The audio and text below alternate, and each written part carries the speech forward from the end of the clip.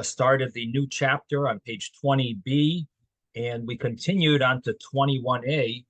And the Gemara, of course, started with the Mishnah. The Mishnah talked about Hayoshein Tachas Hamita. The Sukkah talked about a person sleeping under a bed in their Sukkah, and that they're not fulfilling their obligation. We spoke yesterday that the practical understanding is that probably they did not have enough space. So they wanted to sort of like make a easy bunk bed, which is just sleep under the bed. Have one person on the bed, one person under the bed.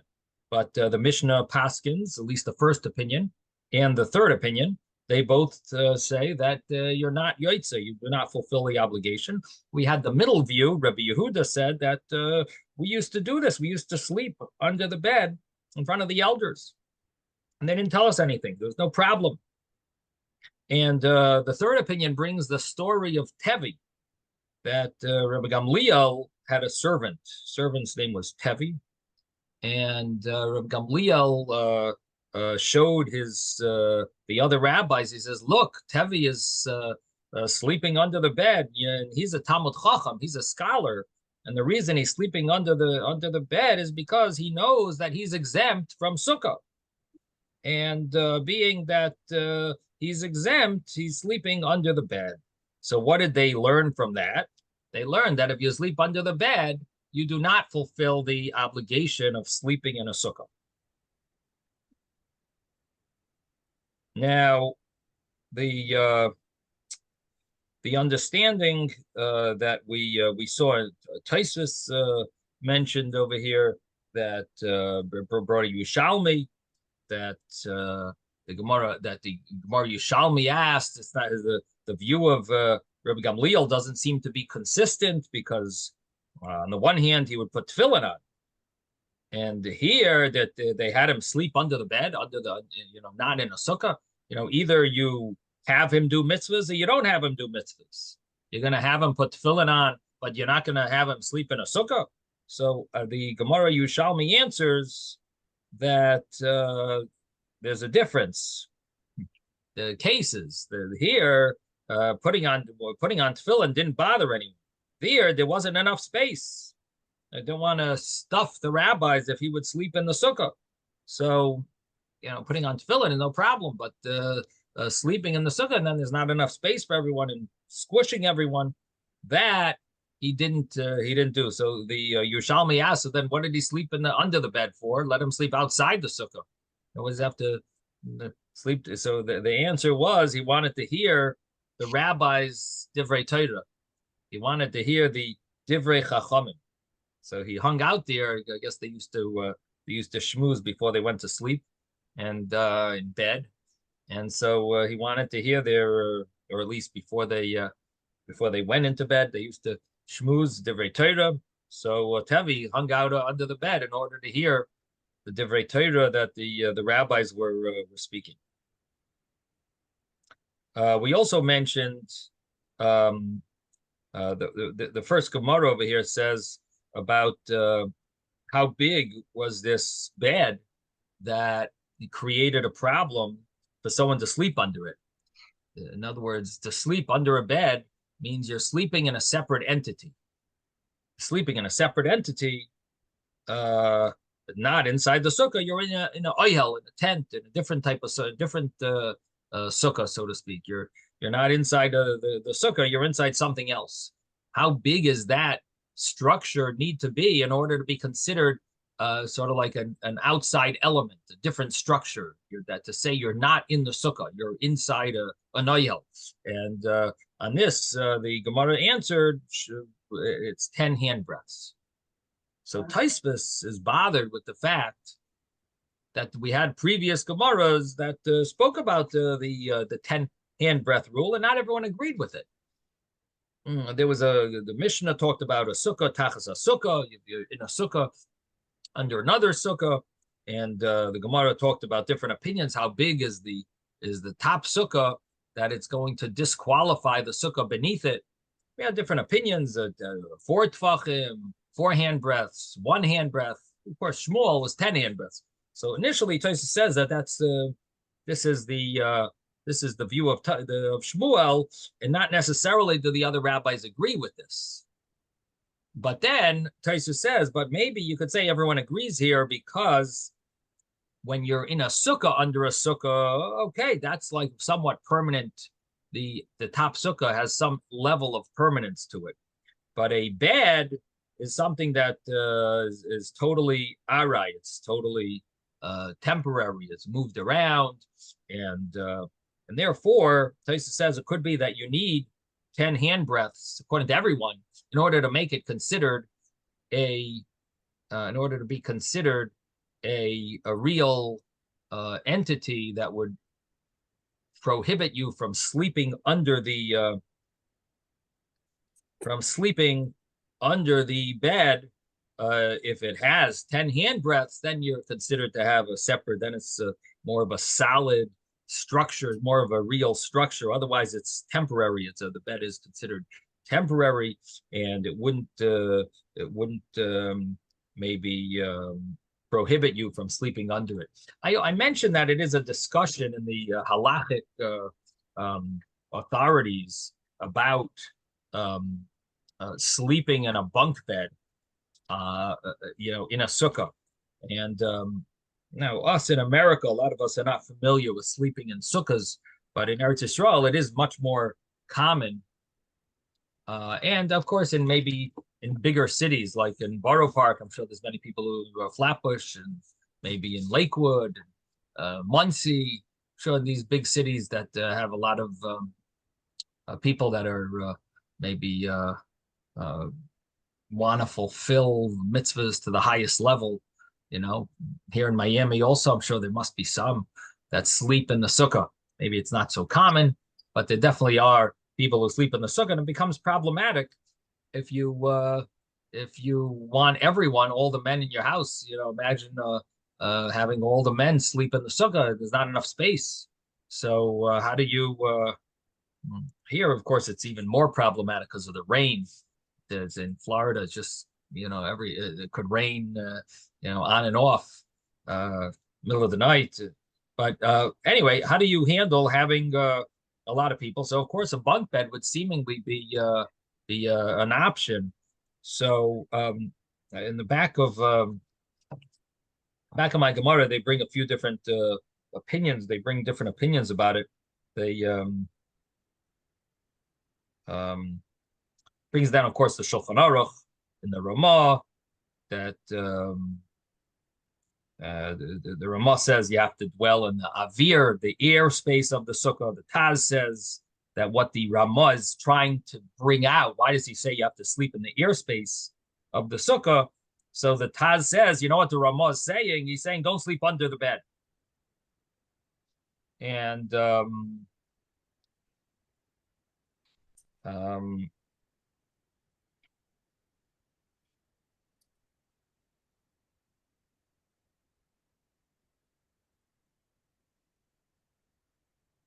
so that's how he explains the intent of the Ramah.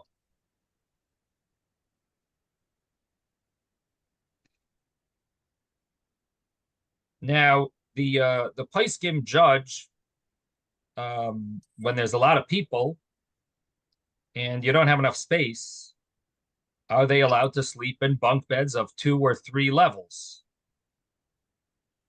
And the situation would be that you do not have the 10 hand breaths problem. Let's say it's less than 10 hand breaths between each of these beds.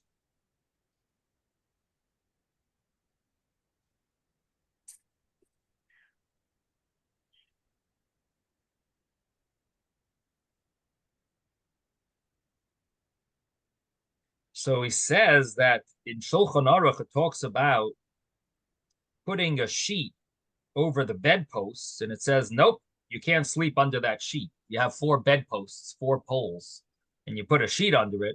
It says, nope, even if it's not 10 hand breaths, it's called an oihel, and it's kavua. You can't sleep under it.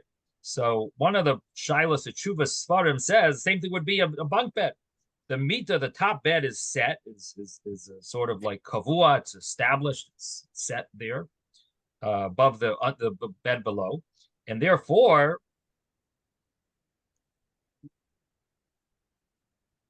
It's considered an oil even if it's not 10 handbreadths. So if you sleep under it, you did not fulfill your obligation.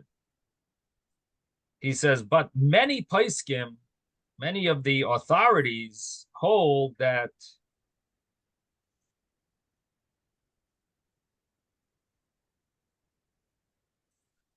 maybe it's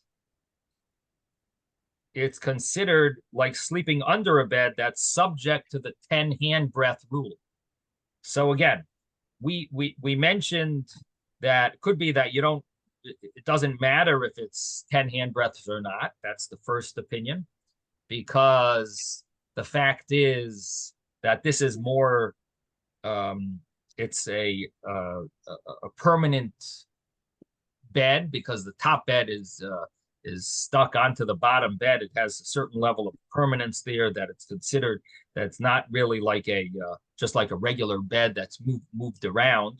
This bed is steady on top of the on top of the lower bed, and therefore you don't follow the rule of sleeping under a bed, but rather you follow the regular rule of it's an oil, it's a tent. You can't sleep in a tent inside a sukkah. So even if it doesn't have 10 handbreadths, it would be prohibited, or you're not fulfilling the mitzvah of sukkah, of sleeping in a sukkah. But many poskim say no, it falls into the category of sleeping under a bed.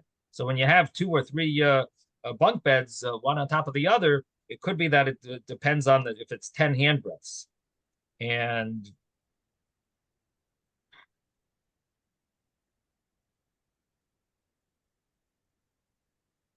then he brings an opinion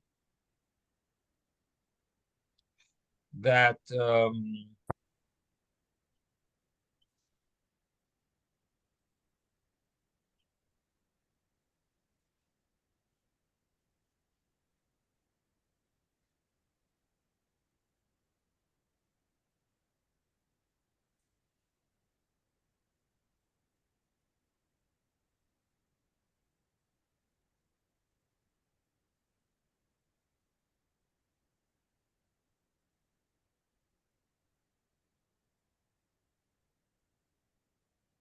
he brings the Shevet Halevi, that he differentiates depending on the problem of sleeping under a bed. He says, if the problem is that you're not sleeping in the airspace of the sukkah, but you're sleeping in the airspace of a bed, so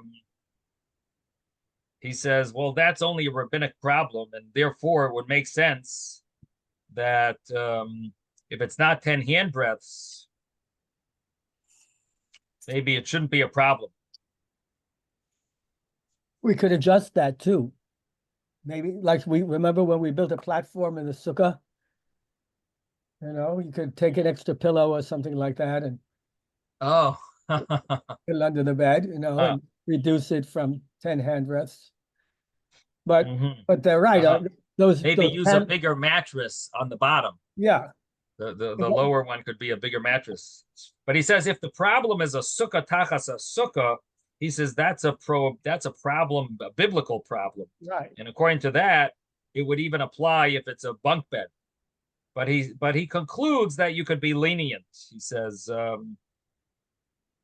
he concludes that it's really rabbinic, and this is a situation where the rabbis didn't decree that it's a problem. It's only a rabbinic issue in the first place. So he wants to say that it shouldn't be a problem. But anyway, this is the discussion. It is a topic of discussion among the later poskim, among the rabbinic authorities. Okay, I think they really had beds that were very not like what they had inside the house. They were put together just so that they could sleep in the sukkah. So it really was all right. You want to say that they're much less permanent, much less permanent. Only somebody very rich would bother to carry a giant bed with 4 bedposts. So it was like we talked about the Malka Helene, right? Remember, we Helene Malka, right? We really discussed this topic, and then there was a special arrangement for a chatan. he had a special dome kind of bed also. In each case, the question was whether the schach was being blocked the window. So Yeah, definitely is something that did come up before, different scenarios of situation. The beds, we had the bedposts and so on. So in any event, there could be a problem of having a bunk bed discussion. It is a discussion of the poskim. Now we'll continue. So and one of the issues that they deal with is, does it make a difference if it's 10 hand breadths or not? That's one of the issues that's dealt with, and it seems to be connected to this situation. Is it considered like a temporary type of really connected to this Taisvis? Is it a very temporary type of thing, like Jeffrey was mentioning, which is basically what Taisvis was saying, that it's very temporary. A bed is a very temporary item. Therefore, it would need to have 10 handbreadths to make it considered like an oil. And if it's less than 10 handbreadths, it shouldn't be an issue.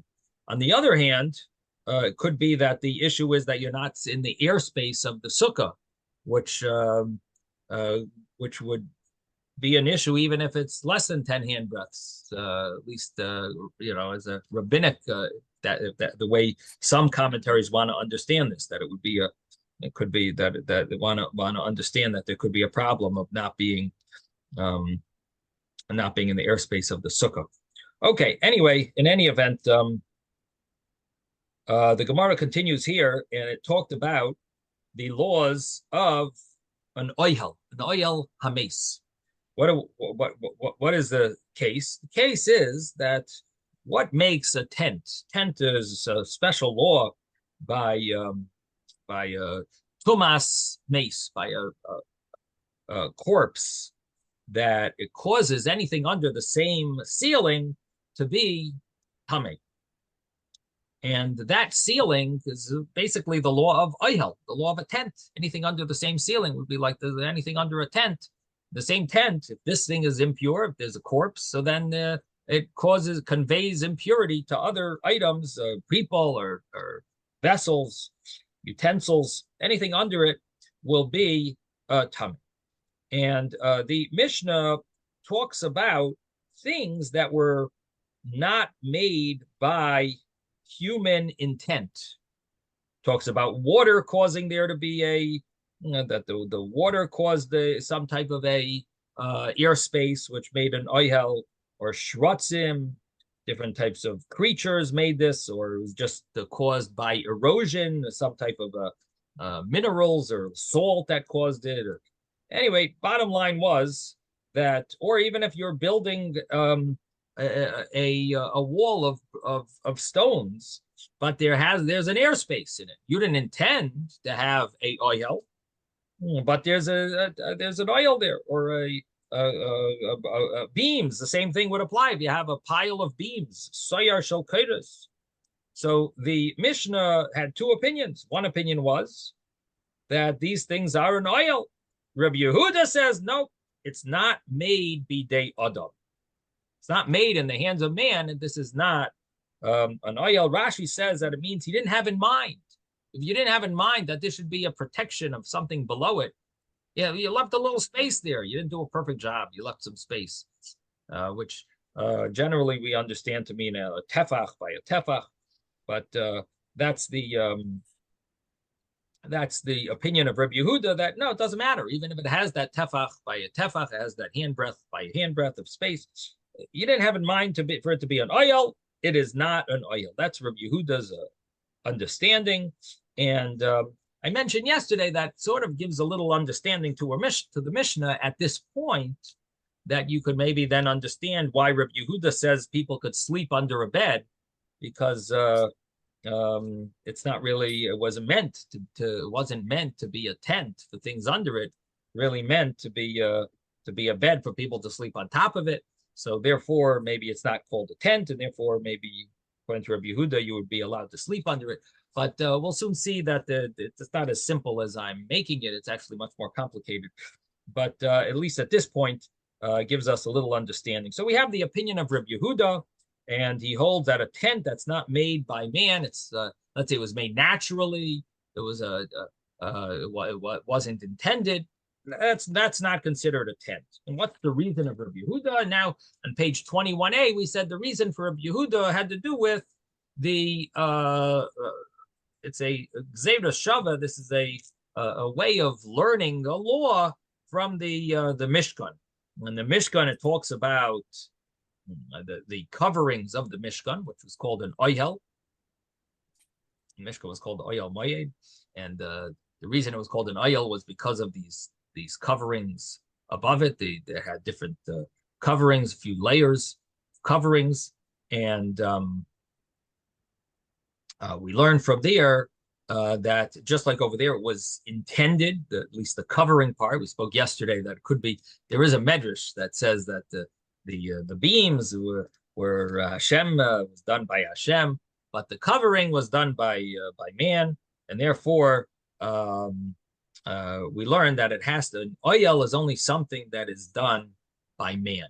So that's the understanding of Rabbi Yehuda. The rabbis argue, they say there's other words, oyel, that causes us to learn that even oyels that are not made by man are also oyels, because it has a number of times it says oyel. Anyway, in any event, we understand Reb Yehuda now that the oyel is an oyel only when it's done intentionally, only when it's made intentionally. Now, the Gemara says, are we sure that that's Reb Yehuda's view? There seems to be a contradiction to Reb Yehuda from the very somewhat of a well-known Mishnah in Tractate Para. The Mishnah over there talks about, the Mishnah over there in Tractate Para talks about special procedure that they did in order to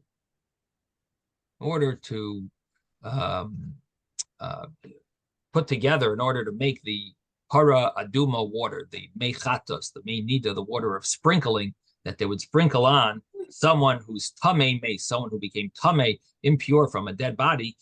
They had to sprinkle on them on the third day and on the seventh day. And then the person would go to mikvah afterwards and become tahar after it got dark and so on. Now the Mishnah there gives us a whole description of how strict they were. And yesterday we explained that the reason they were so strict and tried to get around all these ways of covering themselves, that no way that the water ever got impure, and they would have to make sure that the water that they're using to mix the ashes of the red heifer, the water was for sure not impure from a dead body.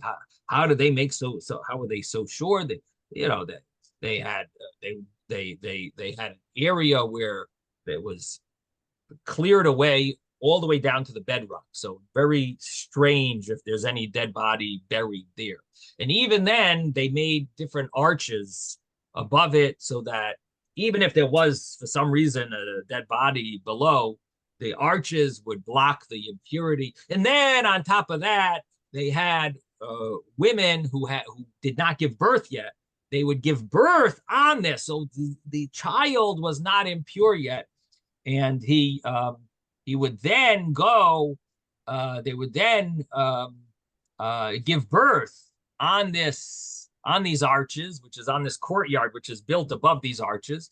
And these children would be brought up in this area until they reached the age of 7 and 8. And they were eligible, if they needed a paraduma during that time, they would be the ones chosen to get the water for the paraduma. Now, why was this whole procedure done? Because the laws of paraduma, the red heifer, had one major leniency. And what was that leniency? The leniency was that a person was allowed to burn, the person who burned the red heifer was allowed to be a tvul yoim, someone who just went to mikvah. he could have been impure before, and he just went to mikveh. He didn't even wait for the sun to set. He's allowed to burn the red heifer and do the procedure. Now, the thing is, that's a very big leniency. You would have thought that he have to be completely pure and wait till the sun sets and wait till he's 100% pure to burn the red heifer. That's not true. That's not the halacha. The tzedukkim, the people who believed in the written Torah, not the oral Torah, they actually followed that.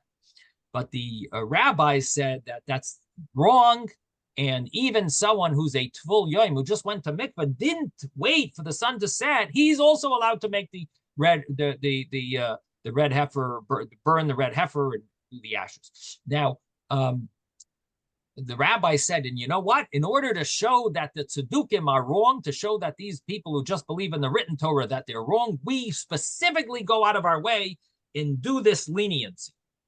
And we make the person impure and immediately goes to mikvah, and then he burns the red heifer.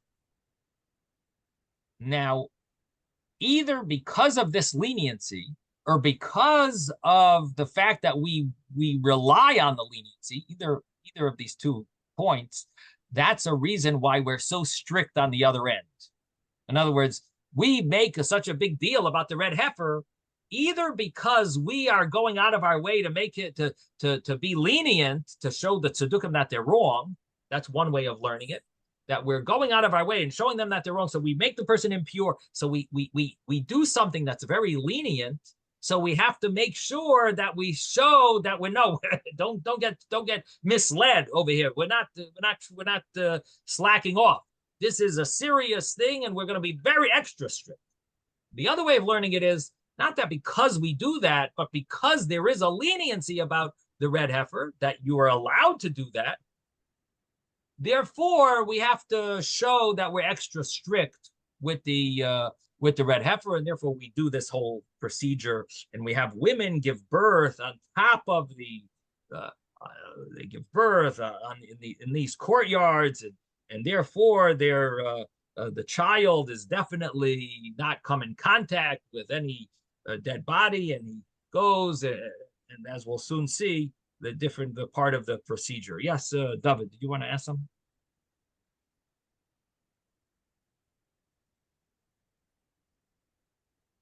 It sounds almost like gabrachs. Do we go out of our way on the last day to eat gabrachs, even though we were super strict not to have gabrachs for the other days? Yeah, it's like you're so strict everything, and then all of a sudden you're like, yep. In a certain sense, it's like, well, the same thing as the whole sukkah thing with sleeping in a sukkah. We're so strict and not to even drink water outside of a sukkah. And then what do? You go and sleep out of a sukkah. You have a lot of things like this that we find. But in any event, what did you say, Jeffrey? That's the extra day. The extra day, what? Torah only says 7 days of Pesach, so the 8th day is but it's not the same. It is rabbinically it's prohibited to have chametz. Correct. I mean, that's it's still part of Pesach here outside of Israel. Well, we have to show the same idea. So you have to show that it's mutter to eat the matzah the other way. You can do the opposite. You could say, well, since people might think that it's lenient, we should go out of our way to be more strict. Whatever. Anyway, but especially because there's people from Eretz Yisrael that are here. There are people from here in Eretz Yisrael. The different reasons why people might think that you could be more lenient. But anyway, the bottom line is that this is the way it's explained that why we are extra strict. Now, I should mention there's a very interesting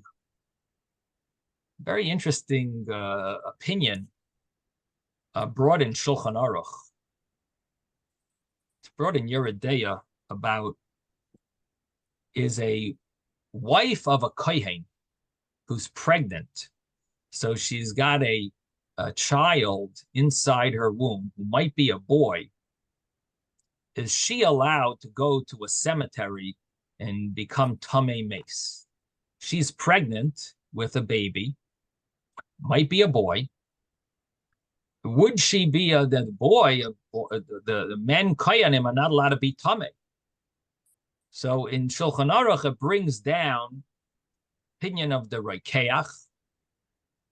What do you think, Mordechai? You're a kohen. Any other koyanim here? Oh, Jeffrey. Okay. What do you guys think? You're allowed to... only Levi in our Levi status. What do you guys? What do the koyanim think?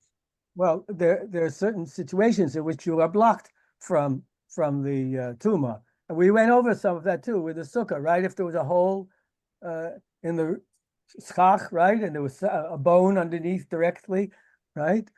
Anyway, bottom line is, can the wife of a kohen go to the cemetery if she's pregnant? Yes. So the Rekeach says yes. What's his reason? His reason is, first of all, it might be a girl.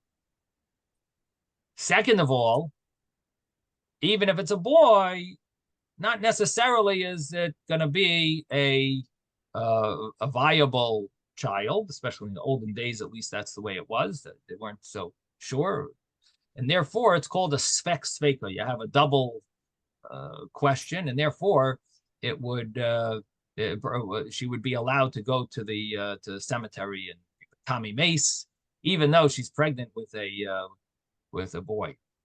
The thing is that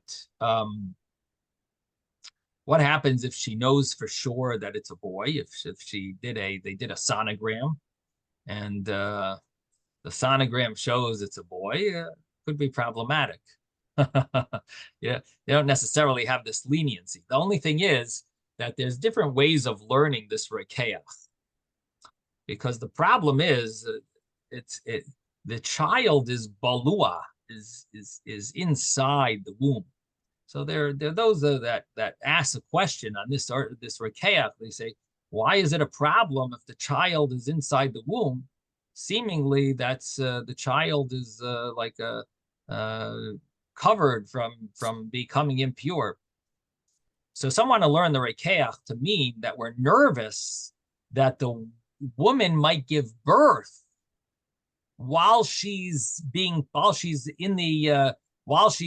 That's what the concern is. That if she's ready to give birth, can she go to a cemetery? If she's like in her 9th month and she's the due date is already today or a few days ago, would she be allowed then to go? Some want to learn that that's the meaning of the rekeach. That the concern is that the child might be born the child might be born in the cemetery, and that would be a problem. Some want to learn that way. Others say no, that the rekeach means that simply it's prohibited for a wife to be inside the cemetery, or at least there's a thought that it should be prohibited, and the conclusion is that it's okay. Yes, David. There's a minhag not to go to the cemetery when a woman's pregnant because of a dibuk. Right. Yeah. That's minhagim. Here we're dealing with the straight level of the letter of the law. I wonder if it's you're connected. Right. There is. It's not. No. I don't know if it's connected, but it's that what you're saying is it's not so common to happen because a lot of people follow that minhag, not to go to a cemetery. It's not so common to happen, this type of thing. But not everyone necessarily follows the. Yes, Jeffrey. So nowadays, many women give birth in a hospital too. It's a problem that a Kohen has in general. Could he go to the hospital? That is a problem. Okay, so that's a much bigger problem than the baby who's not only balua in the mother, but there's liquid all around the baby also. So in any event, so the question is, in our Gemara, we're dealing with a woman who is giving birth to, she's going to give birth to a boy over here in this story over here. The question is, according to this rekeach, what does it help that she gives birth in Yerushalayim on top of these courtyards? She might have gotten tamei throughout her 9 months of pregnancy. And that means the baby is tamei according to the rekeach.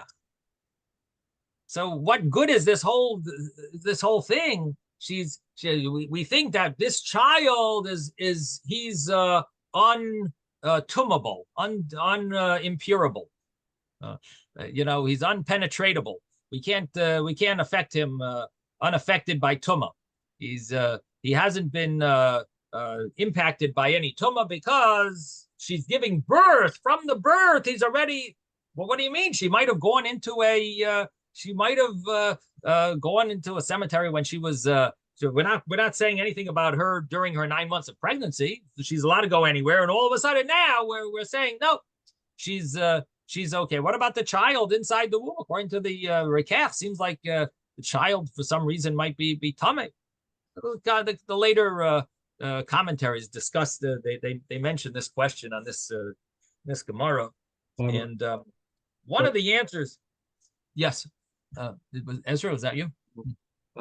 What's the difference between that and a kosher animal is about to be shechted with a blood within? Yeah, so animal is not do the shechting. I mean, the child is, a freebie, so to speak. So you can doesn't without having anything done to him. So doesn't need to be shechted, right? Ben Pakua. So I think in this situation that until the child actually comes out, he's part of the mother, and therefore would be tamei. The child would be tamei. Right.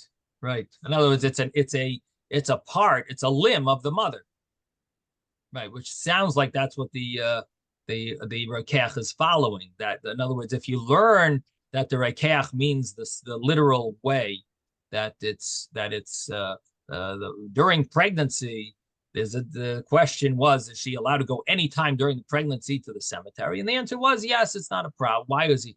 So because it's probably a limb of the mother. Good point, Ezra. That's the way he seems to be understanding it. That would be the problem. Anyway, so the bottom line, coming back to our Gemara, is that how was it allowed? How are we really fixing this whole problem? And so the way we explained it yesterday, based on Tosfos, is that Tosfos explains here that we're not fixing all problems. There's always going to be issues. We're trying to do it as good as possible. We're going out of our way to make it as good as possible, but we're not saying that it's impossible for any other issue that might have come up.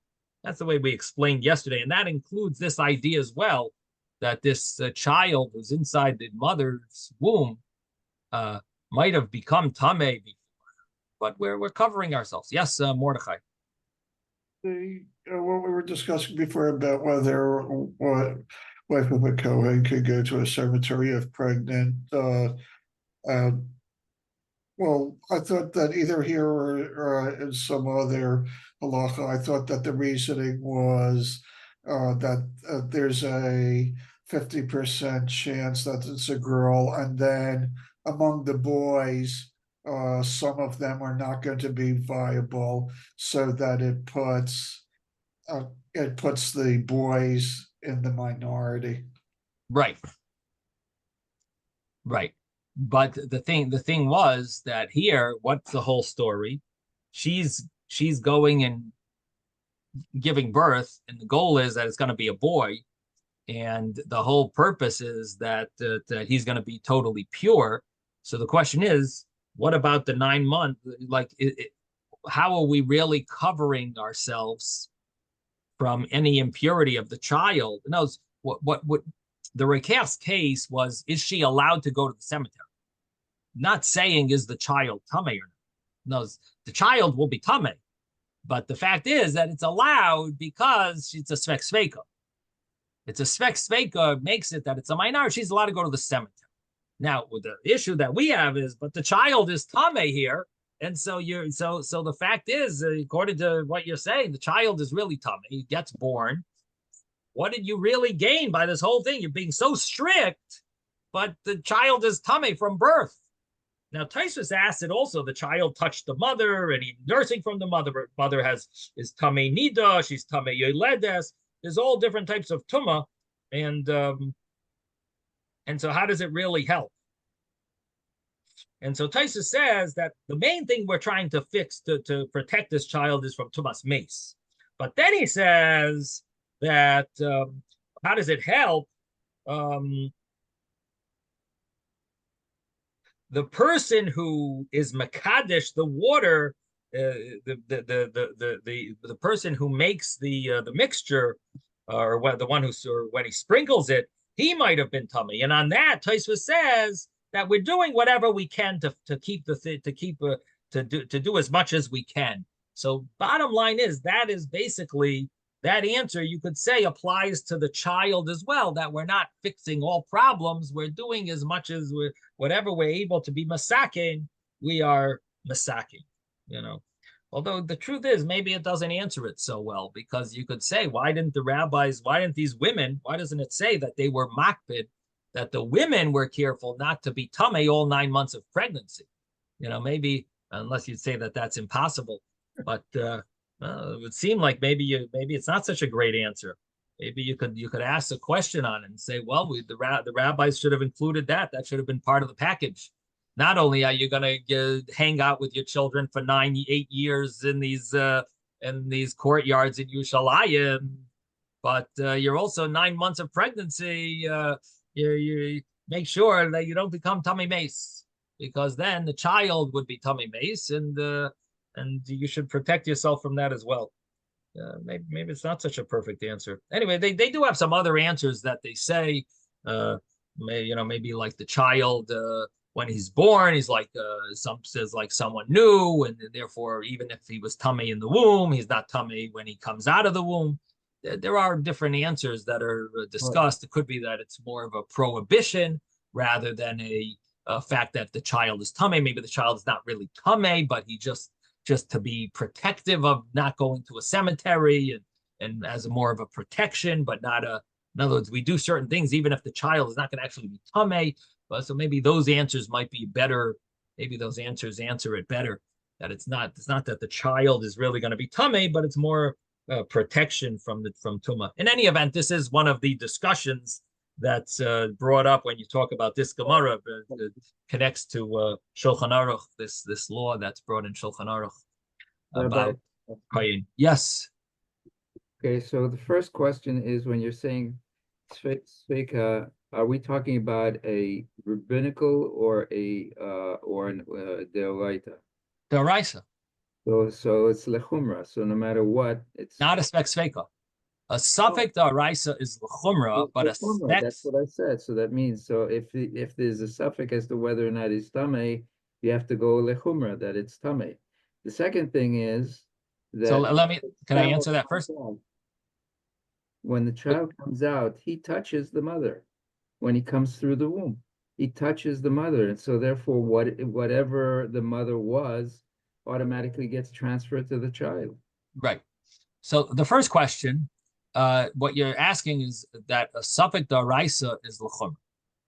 Now, what happens when you have a svek sveka? A svek sveka means that you have a suffix on the suffix. Even if the child is viable, maybe it's going to be a girl. Or even if the child is a girl, maybe the child is going to be not going to be viable. So that is called a svek sveka. Now, if it was one suffix, that would be l'chumra. But when it's a svek sveka, that's not l'chumra. A svek sveka, we are lenient. In fact, one of the famous complaints that many of the poskim have. That's not what I learned, Rabbi. When it's deoraita, you have to be l'chumra. No, not if it's a double suffix. A double suffix is not that way. One suffix is that way. And that's what the Rabbanim try to find svek svekas when they want to permit something, when they feel there's a reason that something needs to be permitted. So they look to make a svek sveka in order to permit it. And so that's a common. On the deoraita, that's even a deraisa, yeah. Yeah, even on a deraisa, believe it or not, yeah. Because if it was a derabanan, you don't need a svek svek. On a derabanan, a regular suffix is lakula. One doubt is lenient, but on a deraisa, you come on to svek svek. Now,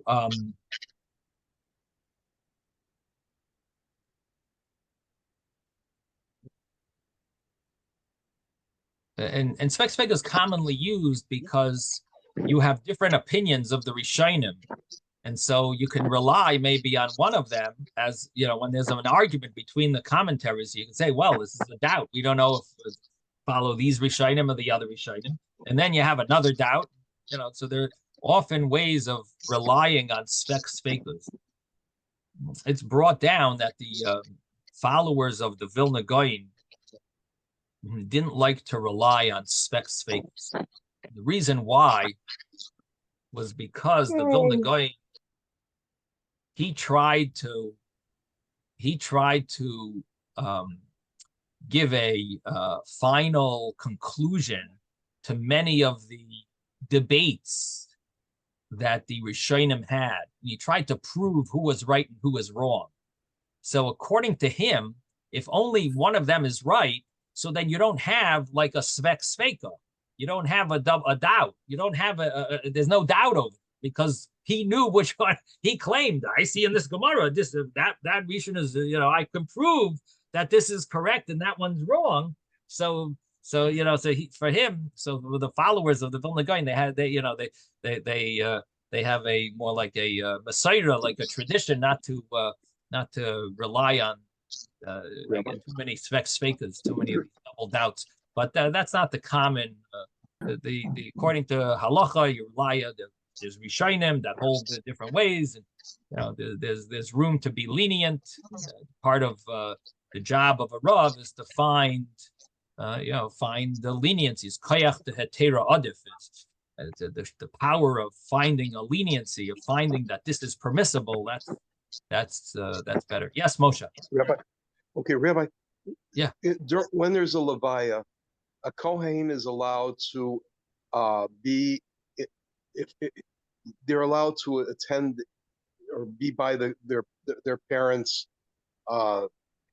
You know, when there's a mace and it's their parents, they're allowed to be with them. Am I correct? I mean, it's considered okay. So this spetsveka that you're talking about, with regards to an unborn child, isn't it the same thing? If the child coming out touches the mother, I mean, it's still this. Wouldn't that be considered the same kind of a situation? Okay, now 1 second. So let me get back to Ezra's question. Ezra had asked this question about the child coming out of the womb. So Taisus really asked this question. Taisus says, even though that the children are tamei with nida and yoledis, they weren't worried about that. Why were they not worried about that? Again, when a woman gives birth, she's a yoledis. She's tamei for either 7 days or 14 days, and then she waits until to bring her sacrifices, you know, either 33 days or 66 days afterwards, and so on. And so she's tamei. So the child was assuming the simple assumption. Again, not all Rishonim agree with this, but the common understanding here is that the child was nursing from the mothers hung out with their children. You know, now, so Taisa says that they were not concerned only about tamei mace. They were only concerned about a tumah that's from a dead body, or one other type of tumah. Tumah hayoitzeis migufay. A tumah, an impurity that comes from their innards, not from something they acquire. What is a tumah that comes from their innards? Well, a man's tumah that comes from himself would be a zav or keri. And these things don't apply when a child is under the age of 9. So Tosfos says that they would, until the age of 7 and 8, that's how long they would last. Once they finished the age of 8, they wouldn't stay in this on these courtyards. They would go back home. They weren't eligible anymore to do this procedure. But under that age, they were eligible. Why? They touched their mother.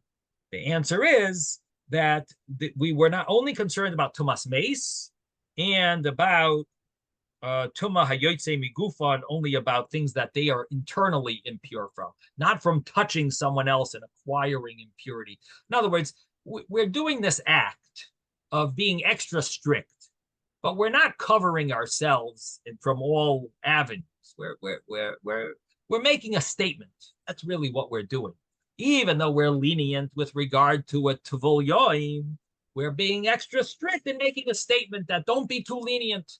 Don't think that this is an area you can be lenient. No, we're going to be extra strict here. Are we fully strict in every little corner? No. We're not covering ourselves from the fact that the mother is a yoledes and she's going to become a nida and so on. We're not concerned about that. We're dealing with making a statement. He's not going to be tamei mace, and he doesn't have tumah coming out of his body. He's pure. He's going to be the one to draw the water for the ashes of the para aduma to make the may nida, the may para, the water of the para, the sprinkling water. Okay, so that I think answers all of the questions. And so now I have another question. Now we're being inconsistent. Okay. We're being inconsistent. You're saying, oh, in this we should be strict, in this we shouldn't be strict. Tumah is tumah. Right. So we're not really covering ourselves fully. You're right. You're asking a strong question. And Taisus initially was bothered with this. Taisus says, no, we're only choosing certain tumas. But why? So Ezra's question is, so why are we choosing these tumas? So the understanding is sort of what it seems to be, again, Taisus doesn't answer that question, why this and not that. But the understanding I have is that Taisus is basically saying that we make a statement here. And making a statement means that you don't have to cover all, you don't have to cross every T and dot every I. We're making a statement, and the statement is on things that are more serious. What are the more serious type of tumas? The tumas mace, of course, it needs to be sprinkled on the third day, and no other tumah needs 7 days and 3 days of sprinkling, and third day the two sprinklings on the third day and on the seventh day. And so that's a very strict type of tumah. And the other thing is tumah that's internal is also an element of strictness. Like this is you are really tummy. You're not just a recipient of tumah. You are essentially tummy. So these are two things, two areas where we're using as saying, you know what, make a statement and show that we're not lenient to paraduma, but we're not covering ourselves from all avenues, saying that it's impossible that there's any tumah. But we're making a statement in order to show that there shouldn't be lenient to paraduma. So that's my understanding. I don't know if it satisfies you, Ezra, but at least at this point, that's my understanding. If anyone has any other understanding, or if you have a different insight, I'd be happy to hear it. Or if any of the other English Gemaras or anything has any commentary on it, has something to say, I'd be happy to listen. But in any event, so let's go through this this Mishnah. Excuse me. This is a Mishnah in part. So the Mishnah concludes that what did they do? So there's two opinions. There's the opinion of the Tanakama, and there's the opinion of Rabbi Yossi. The first opinion was that the children would sit on top of these doors, and they would put the door on top of the oxen. Again, this was a one-time thing. This was not throughout their 7 years or 8 years that they are growing up on these courtyards. It happened once, maybe twice. Well, I should mention that how many para adumas were there in the entire history of mankind? There were only 9. And the 10th is going to be made by Mashiach. So this was not a daily occurrence. Throughout our whole history, there were only 9 para adumas. So, so just give you a little, background, a little understanding of the practicality of this. I guess when they saw, I'm assuming when they saw that they were getting low on the water, the sprinkling water, maybe that's when they made announcements. Would any of the women want to come and give birth on the Yerushalayim courtyards. Again, it didn't happen. This was not a regular occurrence. So in any event, they would. The first opinion of this Mishnah is that the children would sit on top of these doors that were on top of the oxen, and they would have a cup made out of stone, a stoneware cup in their hand, and they would reach the shilayach, this spring of water, and they would go down from the oxen, go down, fill it up, and then go back. Reb Yossi says, no, they don't go down. What would they do? They would lower a rope to get the water from the shilayach. And the reason they didn't go down was mipnei kever hatahoim, because maybe there's impurity where they're going to go down. So he was like extra strict almost. The first opinion was not concerned.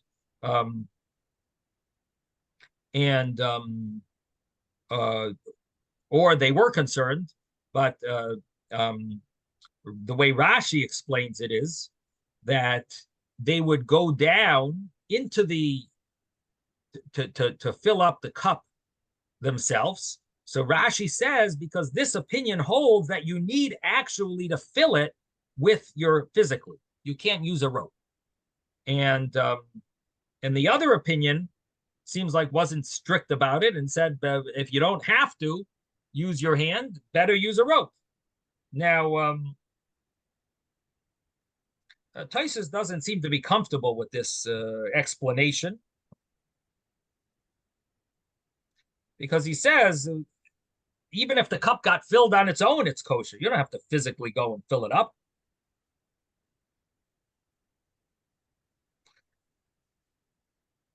So the way Taisus explains it is that, are we concerned about getting down for that one moment?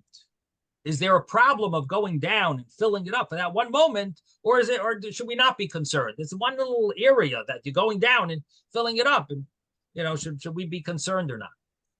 Maybe there's a dead body buried deep under. Should we be concerned about that? So that was the argument of Yossi and the first opinion. And yes, Jeffrey. When they got down, it says that if they did it themselves, they stood in the water. They stood in the shiloh to fill the cups. Yeah. So that's why. So there's still no problem. Well, there's always a possibility that there's some dead body buried under. You know what I mean? That's what we're concerned. Taisus says, maybe there's now. You want to say that they actually stood in the water and not next to the water? That's what it says. So Yordu l'soch hamayim u'miluim. Yeah. I mean, b'yedeihem higiu l'shiloach yordu l'soch hamayim u'miluim.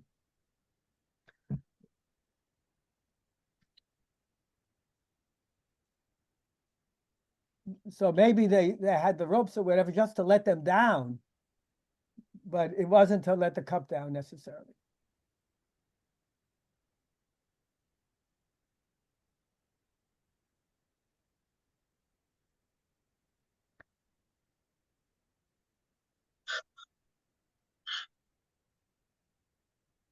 Yeah, it would seem maybe that's why they did it why did they go into the water? It says literally, right? It sounds like they actually went into the water. Maybe because there's less chance that a dead body would have been buried. Like a mitzvah. It's less chance that dead body would have been buried under the water. In the ground under the water. But it's also like a mikvah. Well, yeah, but a mikvah is not gonna I don't know. If you're holding the sheretz, I understand. If you're holding the sheretz, right? but I don't know if it's considered an oil. If there's no empty space, how could a mikvah is not going to necessarily block tumah from being tumah? By kas, tumah is by kab, like pierces everything above it. Okay, that's a different. No empty space. This is a different question because they're assuming that this is very deep down in the source of the shiluach. So it's all water. in any event, Tosfos does say that there's a concern. Okay, He says not everyone agrees. There's opinion of Rabbi Yossi. Right. He's concerned about it. He says don't go down. Right? That's the way Tosfos Yeah. learns. Rabbi Yossi is chayish. He's concerned about this issue.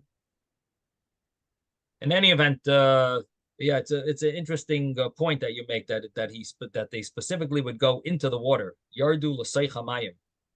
Yes. Okay. We're going to stop here. Zai gesund, everyone. Mitzvah Hashem. Tomorrow we're going to get the question of the Gemara, and we'll see the connection between our Mishnah and these Gemaras, these stories. Okay. Zai gesund, everyone. Thank you, Thank you. Rabbi. Rabbi. Wonderful day. So I just- Hi, Victor.